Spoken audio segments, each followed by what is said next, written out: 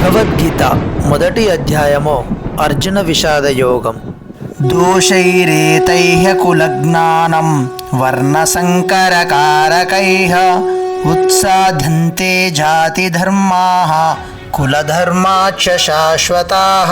దుష్ట చర్యల చేత కులాచారములను నశింపజేసి అవాంఛనీయ సంతానమునకు కారణమగు వారి పాపకర్మల చేత అన్ని రకముల కులధర్మములు మరియు జాతి ధర్మములు నాశనమగును. మానవుడు తన చరమగమ్యమైన మోక్షమును సాధించు విధముగా సంఘములోని 4 వర్ణముల వారి సంక్షేమ కార్యాలు నిర్ణయింపబడినవి. అవి సనాతన ధర్మము లేదా వర్ణాశ్రమ ధర్మముచే నిర్దేశింపబడినవి.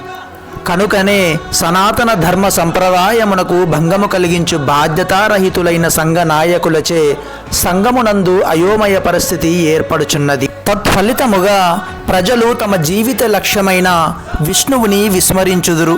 అట్టి నాయకులు అంధులుగా పిలువబడుదురు. అంతేకాకుండా వారిని అనుసరించు జనులు నిశ్చయముగా అయోమయ స్థితికి గురికాక తప్పదు.